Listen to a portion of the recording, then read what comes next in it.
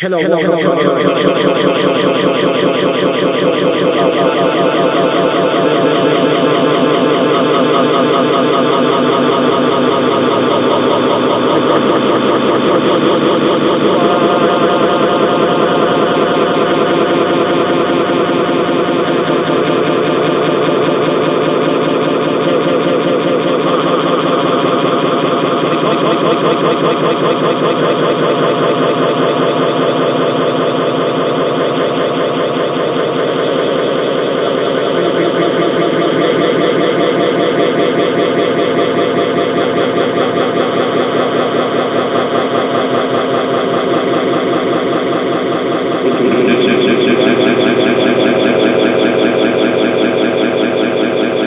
so much to our viewers who have always stood by us. Right. Let's start off with the politics of Rivers State. Nigerian political soil remains highly fertile for realignment. Rivers State Governor Simla Fubara recently formalized his defection to the APC, receiving his party card and declaring himself a key APC figure in the state. And his move, actually, if you can recall, comes against a backdrop of a protracted political rift between him and his former godfather, Nyesom Wike. But Fubara has framed his APC entry as necessary to align Rivers with the federal government or stability and development. In your view, BKO, how legitimate is this justification in the context of delivering governance versus outright political maneuvering? The biggest consideration that the Rivers State governor had to make was his political survival. There is no governor who defects simply to help the president to win an election. There is no governor who defects without some promises made to him in terms of the structures of the party is coming into, in terms of how stability can be achieved, even with him coming into a new party. You saw what happened in Enugu State. They had to dissolve the APC leadership in the state to make it easier for the governor to come into the party, because he could have walked into a climate of uncertainty, of hatred, of bad blood if the former leadership of the party was allowed to be in place. It would have been a real battle for a battle of wits between the leadership of the party in the state and the governor who is just coming into the party. So the national leadership of the APC dissolved the party ESCO in Enugu State to make it easier for Governor Peter Mbah to come in. All the other governors who have also defected, steps were taken to make their defection seamless and to make it easy for them to adjust to their new surroundings. In the case of Siminalayi Fubara, the governor of Rivers State, some of his friends in the APC had been telling him to leave the PDP for APC without delay, because once he does that, he's moving straight into a party without a recognized leader at state level, without a dominant character as the leader of the party at state level. So, and that was why when he entered the APC, he said he's the number 001. If Wike were to be in the APC, I'm sure he would have been so cautious as not to make that kind of statement. But coming into the APC, makes him the undisputed leader of the party in that state. That is the convention. That is the tradition. It's the same thing in the PDP. The highest ranked political figure in the party is usually the leader of the party and usually the governors. Where a party does not have a sitting governor, the former governor will be the leader of the party. But the current governor is usually accorded the respect and the powers of the leader of the party in the state. So Fubara, by going into the APC ahead of Wike, tried to kill many birds with one stone. By that decision alone, he has made his bid for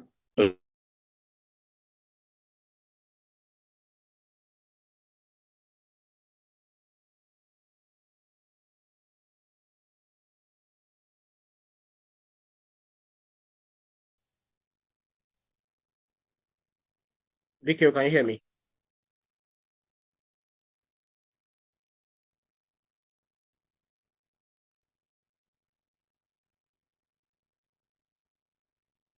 Can you hear me, Vicky? Uh, I'm afraid we're having technical glitch with Babajide Kolade on his analysis concerning the defection of Governor Similaye Fubara to the APC. It defected just in the past weeks. This is following the rift he had with his godfather, Minister Nyesom Wike, and a whole lot of people had been saying that he actually decided to defect ahead of his principal, to make him number one, even though he's claiming that it was actually necessary to align Rivers with the federal government for stability and development. But then others are, that debate has actually, come up that whether this is a strategic political re-engineering or a neutralization of Wike's influence in Rivers politics. BKO is back. BKO, we lost you momentarily. Can you carry on? Yes. Now, the point that I'm making is he went to the APC to establish himself as the biggest fish in the pond, the undisputed biggest fish in the pond, leaving Wike behind. I think that it was clear to him that Wike has no plan to join the APC at this time. As far as Wike is concerned, his job in the he remains in the PDP. His job in the PDP is not complete. So Fubara also knows that Wike will be in the PDP for quite some time. He's not going to give up the fight. He's been expelled. They even gave him an expulsion certificate. But whoever knows Wike knows that he will not give up that fight. So while he remains in the PDP, giving the factional leadership of the party and other people problems, Fubara has quickly moved to the APC. And you can see he's talking about helping the president. This is his own way of moving closer and closer to the president, presenting himself as somebody eager to help the president to win. And when you present yourself as somebody eager to help the president to win, it is inconceivable that the president will move against you for any reason. The president will see you as a partner in progress, and the president will want to protect your interests as much as possible. Fubara's interest is to seek re-election. Fubara's interest is to contest for a second term in office. He knows that with his godfather, who even said that he didn't like the fact that the president saved Fubara through the declaration of a state of emergency, he knows that there's no guarantee that he will get the ticket of the PDP, which Wike very much in charge, especially in that state. So he moved quickly to the APC. In the APC, he must have been given some assurances some conditions. He must have given some conditions, which I believe, one of which will be that he is interested in the second term. He will support the president. He will give his support to the president, but the president needs to back him for a second term in office. And everyone knows what it means to have a governor on your side, especially the governor of a rich state. When it comes to an election, he has resources to spare and all that. So it's a win-win situation for the people who have received him into the APC and the governor himself, because he now knows that he is in a place where his godfather, Jide Wike, will not be directly breathing down his neck, because Wike is in a different party. And there is no way that the leadership of the APC in Rivers State will recognize a minister from the PDP over and above a governor who has just joined their party. The leaders of the party in the state see Fubara's defection coming at the time that he came. They didn't see it coming. Don't forget, Fubara had, in some meetings that he had with some of Wike's guys, pleaded that they should be allowed to finish his first term. He told them that he was not interested in gunning for a second term. But we all know how sweet power is. So shortly after he came back, a man who was reluctant to even continue in office, but shortly after the emergency rule came to an end, he began to make moves. He began to talk to people seeking a change of mind about not supporting him, because a lot of them had said they will not support him because of the way that he disrespected the minister of the FCT. But shortly after he came back from the suspension or emergency rule, Right. he began to reach out to people, seeking their understanding and making it clear to them that he will want to seek a second term. So this appears like a masterstroke, because he was not convinced that those people would listen to him and allow him to get a second term. He then decided to leave them in that party and move to a party where Wike especially is not the natural leader. So it's all about 2027. The president and his minders also know that Fubara is popular. Fubara will win any election, any day, any time in Rivers State if the election is free and fair. And it doesn't matter what party he decides to join. Any party that Fubara joins is guaranteed electoral victory. So that's right. The APC will also want to reap bountifully from Fubara moving into their party. So it's all about effectively neutralizing the overbearing influence of Jide Wike, because we all know that Jide Wike won't leave the PDP at this time. So that's right. As long as Fubara is in APC without a Wike breathing down his neck, he will be exercising control, influence, and leadership prowess as the leader of the party in the state. And that is good enough. That is what some of his friends who are governors, this is what they had told him to do a long time ago. They said, leave the party for him. Come here where you will be the leader, where you will be the biggest fish in the pond. That was the way a sitting governor described it to me about 3 months ago when I met him. So he had told me that Fubara will come, but that they were telling him to leave the party and leave that place for Wike. so that I can be his own man in his new party. This is what we are saying, Ibrahim, and it's all about 2027 politics. I'm sure they give him assurances that they are going to back his Second second time term nature. ambition, Right. in the new party. No governor joins a party simply because he wants to help the president. He will want to help the president and help himself as well. This is what we have seen. And until Wike goes there to join him, Fubara would be the undisputed leader of the party. And that's the kind of situation that he cherishes. He is happy to be in that kind of situation now. That's right. Let's take some comments. We have Chinedu Okafo saying politics is not Sunday school. Fubara read the room and chose survival.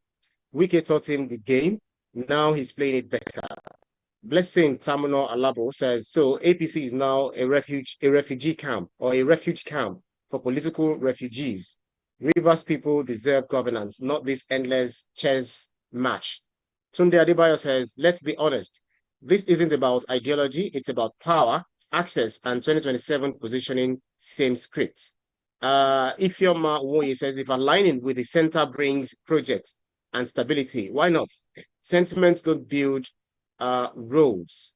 Also, we have on our YouTube page, Lawal Kadiri saying that, okay, this one is talking to you, saying that, BK, I'm expecting you to visit California, Los Angeles. Okay, you send your tickets, BK will come over to the United States to join you. Yeah. Thomas Bele says, will the decamping of Governor Fubara to APC not reduce or obliterate the influence of Minister Wike? Rivers is known to be politically savvy but turbulent. Okay, I'll ask him that question. We have Nelson Adufe saying Governor Fubara is being smart now and breaking away in his favor from those misleading him. He is now coming here to await his predecessor's move to APC. PDP is now a classroom. Interesting stuff. Based on the question that one of our commenters, asked, I want to ask this question. Given Wike's stature and future factional loyalty among some PDP members, what risks do you think Fubara's maneuver pose for grassroots political engagement and public trust in the integrity of the party's processes ahead of 2027? I do not see I do not see any risk. The people have so much sympathy for this fella. And I tell you, in the battle between him and Wike, the masses are generally on his side.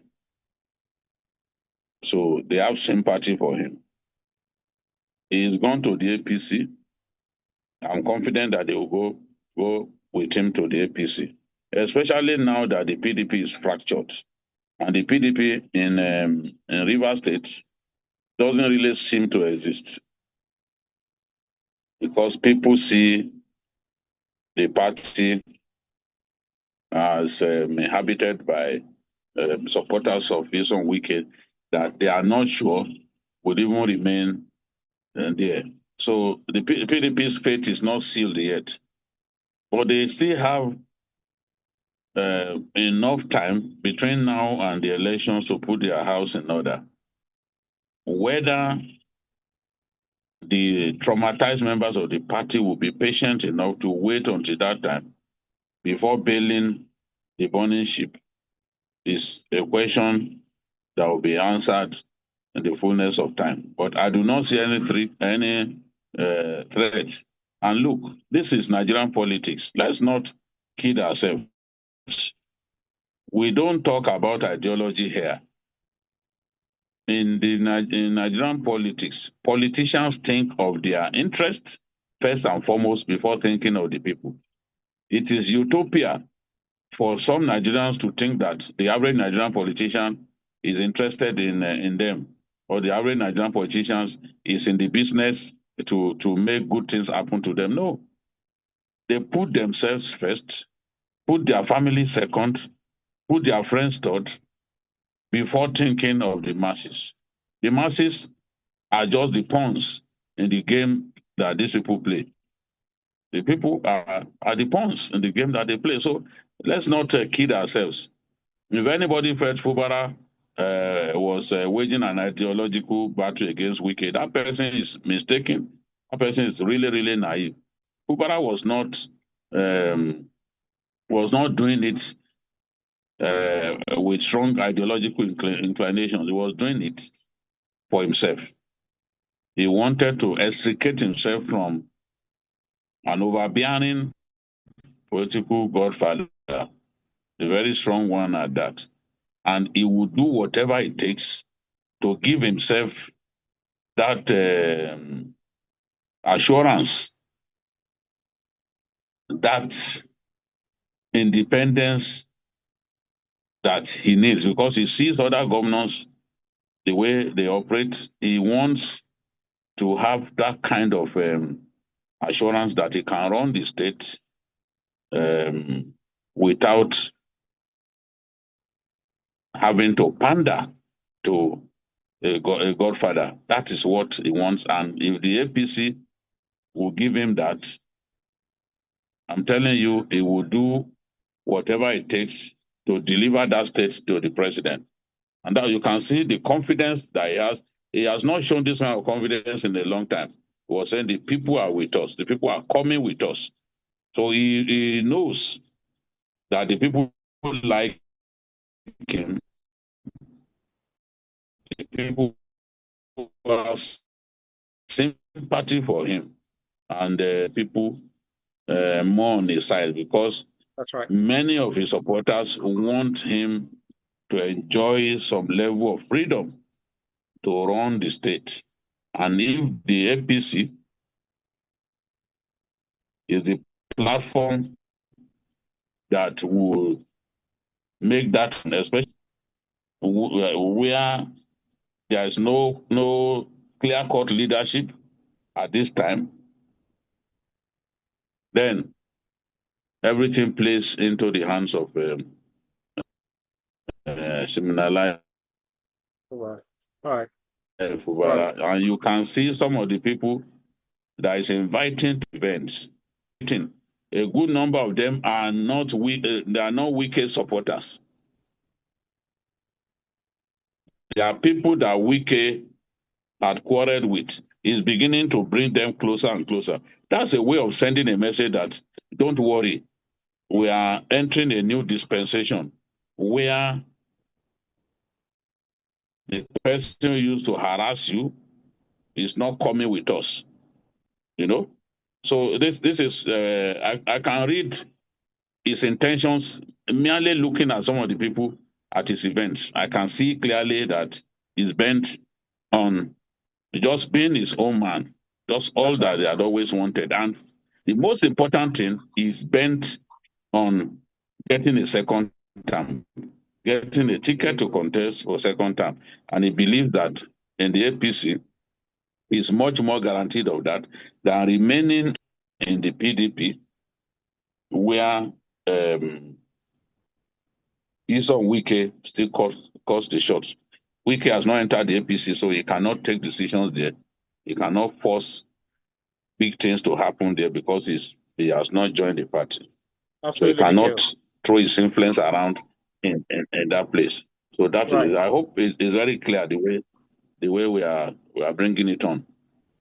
Absolutely. It's indeed very clear. But it remains to be seen. Time will tell how all these defections and all the claims and counterclaims will definitely pan out ahead of 2027. But let's change tack by looking at our other topic for discussion today because of our time, where we see that following President Tinubu's redeployments, withdrawing our redeployment of the police from the VIPs and to the frontline security theaters to confront pressing national threats. Senators have now publicly said the withdrawal of police escorts exposes them to danger, directly tying this to constitutional obligations of the states under Section 14 and 17 to secure lives and property. How compelling do you think the argument is in light of Nigeria's current security landscape, VK? Well, I sympathize with the senators. I agree that nothing should be done to compromise their security. Our nation gave them a job to do, and we have to do our best to back them all the way. Very important personalities, very, very important personalities need protection. So, what I see is a desire to implement the president's directive immediately, but there are operational and structural obstacles to immediate implementation of the president's order. This order can't be, it has to be faced, it has to be a phased approach, not simply a knee-jerk approach, because that won't work. I do not see how, for example, foreign investors who come to our country,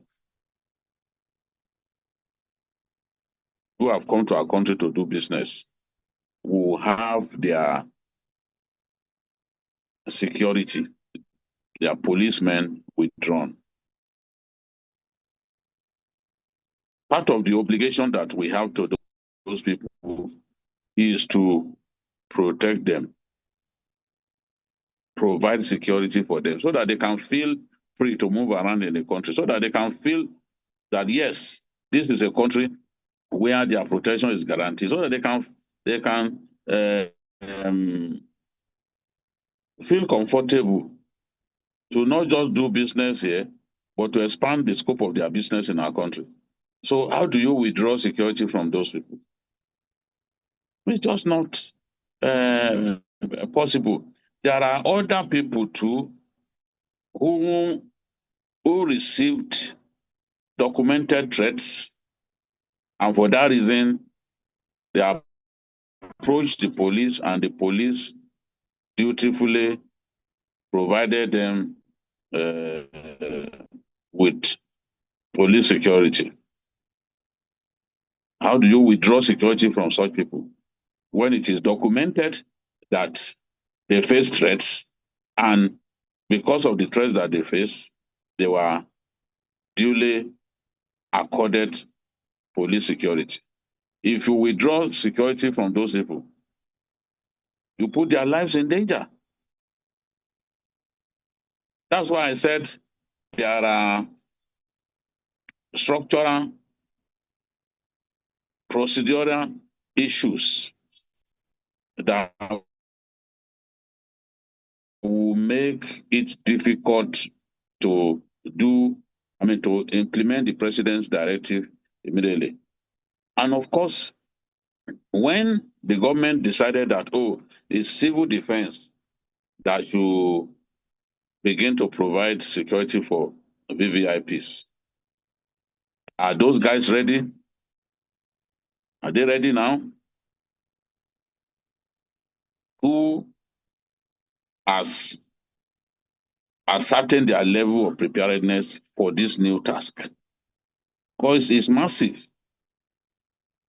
And do we have enough civil defense personnel? I understand that civil defense, they are not even more than 60,000. When you look at the number of people that the police were guiding, can the civil defense easily slot in to replace the policemen? What I can advise, because I do not want to see a situation in which there will be exceptions who will now say, oh, okay, the National Assembly, their whole security will not be withdrawn. The moment we start exempting some individuals or group of individuals, that directive is as good as dead on arrival. What needs to be done is, before withdrawing the police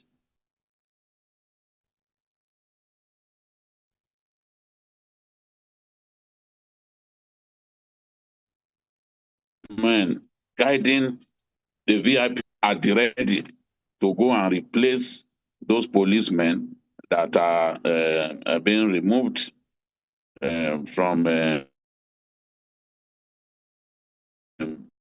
providing security for those VVIPs. Some of them are lobbying to replace those policemen. The policemen, some of the policemen that I've spoken to also talked about the bottlenecks that will make this difficult to implement quickly. Because when you are talking about even replacing them with the civil defense, do the civil defense have the equipment to do the job? Many of these policemen complain that when they are sent to the front line to go and work, for months their allowances go unpaid. At least they make good money from these VVIPs in terms of their welfare. The VVIPs take good care of them. Policemen still buy their own kits. In fact, a policeman told me that the last boot that the police supplied him was the one they supplied him when he was leaving police college. And that was in 2003. That was the last time police bought boots for him. So they are displeased that, oh, this policy will further make life difficult for them because those VIPs and VIPs used to give them good money for providing security states.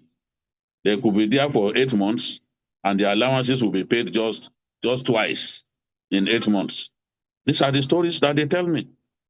So what is their state of mind? People are not motivated to fight. We want them to go. Many of them won't be ready. Even when they are withdrawn and sent to the front line, many of them won't be ready. They've not been involved in that, doing that kind of work for years. They've been guiding, carrying bags for. Hey, I think the senators are right about the complaint that they have made, because this policy came suddenly. There should have been a proper plan put in place that as soon as you are withdrawing a policeman guiding a VIP, you replace him with the civil defense that the president has said must be the ones guiding them, and you make sure that the civil defense operative is armed. He has his gun, just the way the policeman had his. But That's right. withdrawing them and leaving them in abeyance, leaving them prostrate like that is tantamount to putting their lives in danger. And many of them could be attacked by political thugs. Anything could happen to them. And if any senator loses his life because he didn't have security to guide him, it's going to cause serious political issues. It will be a very bad PR for the government. Real reputational damage will be done. I think that a time will come when our VIPs and VVIPs won't rely on regular policemen for their security. We must get to that point because that is what is happening abroad. That's right. Boxers, entertainers, big people, they hire private security and they are well armed. They don't use the regular police for self-protection. Even during the Gulf War, people that they called military contractors, they were used extensively in prosecuting that war. And domestically, they use those private security people, well kitted, they use them to provide protection. In our own case, a musician, you see a musician with more than 10 policemen, mobile policemen. What's the meaning of that? Their counterparts don't go around, their counterparts abroad use private security, well-trained, well-motivated. We must get to that point. If we work hard on that, then the private security subsector of our national security will even improve rapidly. We'll see more people going there because they know there's a job to be done. There's a job somewhere. Instead of relying on regular policemen, regular soldiers, and all that. So this is Absolutely. probably what will help us to take that decision, to look at the private security subsector of our security architecture and begin to work on getting them far more useful than they are now and far more engaged in providing security for private individuals Yeah. than relying on police and soldiers Police. Absolutely. and civil Um, defense. yeah. Brick House Capital says, look, let's stop pretending as if we don't know how Nigeria works. Pay the police privately and they will still give you protection. Even ordinary people like myself hire police escorts when needed. Wow. Uh, police is not real. Toby says police is not the only law enforcement agency. We have civil defense, DSS, and other agencies. Every state needs to start their own state policing. Okay. We also have Thomas Egbele says policemen too are not to be blamed for subjecting themselves to the states to the state of being considered like errand boys. This might have led to the hate or backlash from Nigerians. A reconsideration. Okay, there are more comments. But let me ask this question before I go to other comments. You know, BKO, practically speaking, with insecurity rising, including kidnappings, now legislatively classified as terrorism, how should Nigeria reform its protective security architecture to serve both VIPs and citizens effectively? Even though you've also mentioned the place of private security.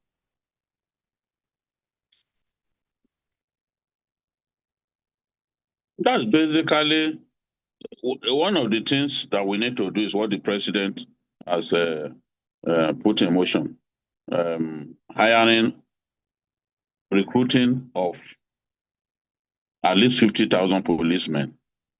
We need to recruit no less than that number for the army. And we have to do it consistently.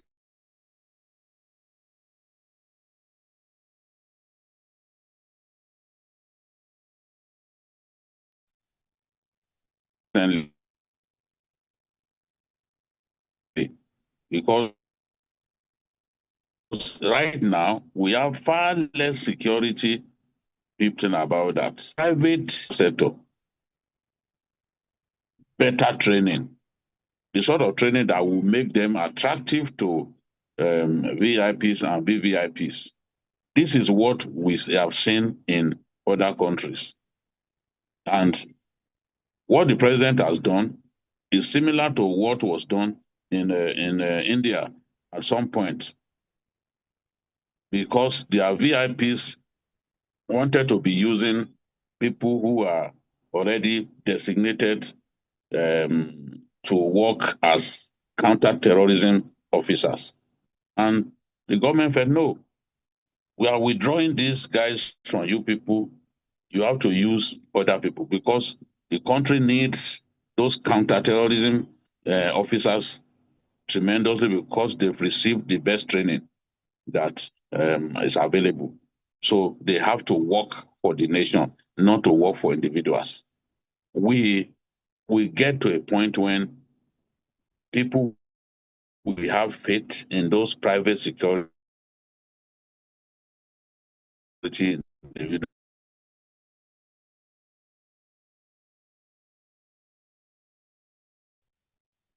Since we're having connectivity issues. And we must also allow them to be armed. State police is arms. That is the question. The kind of arms available to the terrorists, we have to allow state police officers to bear those arms. Vigilantes who have been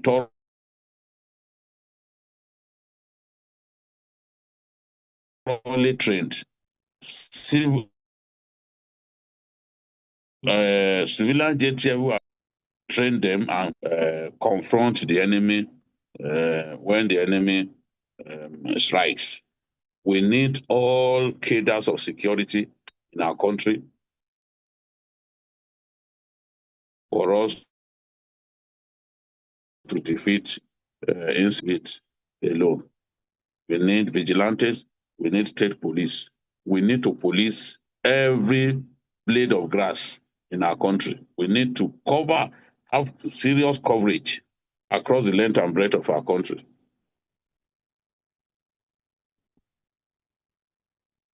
Yeah, quite getting dark, over a place. But all the same, we can still see your face nonetheless. Let me take some comments as you try to make adjustments. This is Kabiru Lawal saying, "Welcome to reality. Ordinary Nigerians have lived without police escorts for decades. Now they understand our fears." Ngozi Ezeoku says, "This is not funny. Senators are targets by default. If anything, if anything happens, the same government will explain later." Yusuf Abdullahi says, "Police should protect citizens, not just politicians. If redeploying officers saves more lives, I support it." Funke Olatunji says, "So when police were guarding VIPs, insecurity still increased. Now they withdraw them and insecurity is still there. What exactly is the plan?" Esther Williams says, "Governments must communicate better. You don't just withdraw protection and say national interest. People deserve clarity." All right, BK, as we coast home, I want you to probably, address the fact that, talking about constitutional context, what legal obligations does the federal government have to protect legislators, and how do these obligations balance against, overall public security needs? Could this issue wind up in the courts at the end of the day? Very quickly. Well, I believe that the National Assembly will be able to get the executive to do something about their security. And they're already complaining that they see ministers going around with plenty of policemen. And the president is saying, look, any minister who wants to go around with plenty of policemen, should talk to the IG and get permission from his office. More and more people will get permission to keep their policemen. So ultimately, this is a test to see whether this policy will fail, will succeed for the first time, because every IG has always tried to do this. This is the first time we are seeing a direct approach to withdrawing those officers. And the National Assembly leadership is already under pressure from members that they cannot continue like this. Why are they withdrawing our policemen, whereas ministers and even their children and foreigners, the Chinese and other people, they are keeping their own policemen. No? So I believe that the way the approach to implementing the directive has to change. Don't withdraw policemen unless you have put a civil defense officer who will replace that policeman in place. Otherwise, if you leave them unprotected, unguided, you leave their homes unguided, criminals will seize that opportunity to go after these people. And at the end of the day, the government will be blamed. If anything happens to any of the top senators or other big people, the government will be blamed. That's right. And that's right. Even ministers don't feel comfortable doing their work unless they have security. Absolutely. Governors don't feel comfortable doing their work unless they have security. It's an obligation that the government has to protect everyone, every citizen of the country, not just the downtrodden, including the rich. the big people in the society, they also deserve to be protected. There's a Yeah, correct. constitutional guarantee for that. So the government needs to find the right balance, to ensure that this policy does not create far more problems than it solves. Absolutely, BKO. That's right. Quite interesting contributions there. Brick House Capital says, if I was the president, I would bring in people like BKO into government because I don't think there is local government that BKO has not visited. He's experienced and extremely smart, so he can help. And he also went on to say, if you disagree with BKO from time to time, you cannot deny his sincerity and love for all Nigerians, irrespective of tribe or religion. His commentary is always fair. We need him in government. Nelson Adifes says the politicians should get security for themselves, not taking the police as their security. Okay, we can go on and on and on, but because of our time, we need to coast to BKO. That's our show for today's edition of Issues with Jide. Special thanks to you, Baba Jide Kolade Otutoji, for those insightful analyses as always. Thank you, Ibrahim. Thank you to our esteemed viewers. God bless you. We'll be back Saturday to do this again with you. Absolutely. And thanks to our audience for keeping our company on every edition. You can see the program again anytime by subscribing to our YouTube channel, TVC News Nigeria. Click on the subscribe button to get the latest information. You can also follow us on our social media platforms at TVC News NG. I'm also at Ibrahim_Shita. On behalf of the rest of the team, I'm Ibrahim Shita. See you again next edition. Bye for now. Bye.